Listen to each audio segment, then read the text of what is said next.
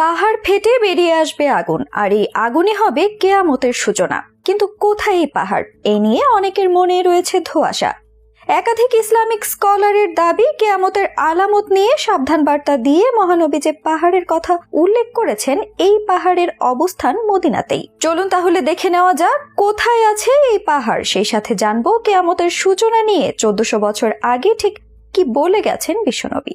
বিশাল আকৃতির সিংহা হাতে নিয়ে দাঁড়িয়ে আছেন বড় চার ফেরেশতাদের একজন, হযরত ইসরাফিল আলাইহিস সালাম। মহান আল্লাহর নির্দেশ পেলেই ফু দিবেন সেই সিংহায়। মুহূর্তের মাঝেই লণ্ডভণ্ড হয়ে যাবে মহাবিশ্ব। তবে এই ধ্বংসযজ্ঞের শুরু হবে এক আগুনের মাধ্যমে, যে আগুনের উল্লেখ রয়েছে বুখারী শরীফের 7118 নম্বর হাদিসে। সেখানে বলা হয়েছে, ততক্ষণ পর্যন্ত কিয়ামত হবে না যতক্ষণ না হিজাজ অঞ্চল থেকে একটি আগুন বের হবে, যার আলোতে সিরিয়ার বুশরা অঞ্চলের উটের ঘাড় দেখা যাবে। একাধিক ইসলামিক স্কলারের দাবি, যে স্থান থেকে আগুন বের হওয়ার কথা হাদিসে বলা হয়েছে তা মদিনাতেই অবস্থিত। আর এই অঞ্চলের নাম হাররায়ে রাহাত। সৌদি আরবের মদিনা মুনাওয়ারায় অবস্থিত হাররায়ে রাহাত অঞ্চল একটি লাভাময় ভূমি। বরং এটা সৌদি আরবের সবচেয়ে বড় আগ্নেয়গিরি ও লাভাপূর্ণ অঞ্চল। শত শত কিলোমিটার বিস্তৃত এই অঞ্চলে কয়েকশো আগ্নেয়গিরির জ্বালামুখ রয়েছে। তবে শতাব্দীর পর শতাব্দী এই আগ্নেয়গিরিগুলো ঘুমন্ত ছিল। অতঃপর 654 হিজরিতে এখানে প্রচন্ড ভূমিকম্প হয় এবং মালসা পর্বতের ঘুমন্ত এক আগ্নেয়গিরি জেগে ওঠে। সমুদ্রের জোয়ারের মতো প্রচন্ড ক্ষোভ নিয়ে এর লাভা মাইলের পর মাইল ছড়িয়ে পড়ে। বলা হয়ে থাকে প্রায় 23 কিলোমিটার পর্যন্ত দূরত্বে লাভা পৌঁছে গিয়েছিল। এমনকি এই আগুন উত্তাল সমুদ্রের মতো দেখাচ্ছিল।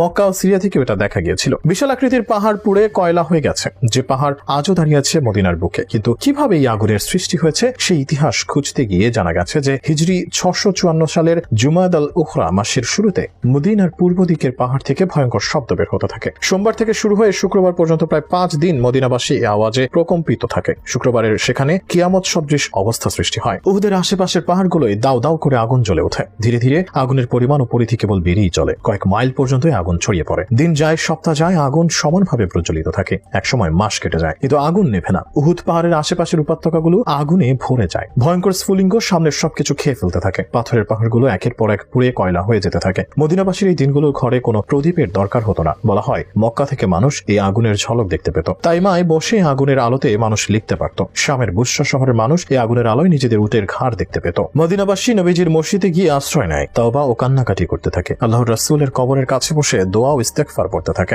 গোলাম ও দাস আজাদ করে, যার যা সাধ্য দান সদকা করতে থাকে। প্রায় 2 মাস ধরে জ্বলার পরে আল্লাহর অনুগ্রহে আগুন নিভে যায়। অনেকের মনেই প্রশ্ন জেগেছে, এটি কি সেই পাহাড় যেখান থেকে কিয়ামতের সূচনা হবে? এ নিয়ে একাধিক মুহাদ্দিসের মাঝে মতভেদ থাকলেও বেশিরভাগ আলেমদের দাবি এটি সেই পাহাড় যেখান থেকে আগুনের সূচনা হবে। তবে এটি একমাত্র আগুনের স্ফুলিঙ্গ নয়, এর সাথে কিয়ামতের আগে আদুন গুহা বা ইয়েমেন থেকে একটি আগুনের আবির্ভাব ঘটবে, যা সব মানুষকে হাসরের মাঠে একত্র করবে।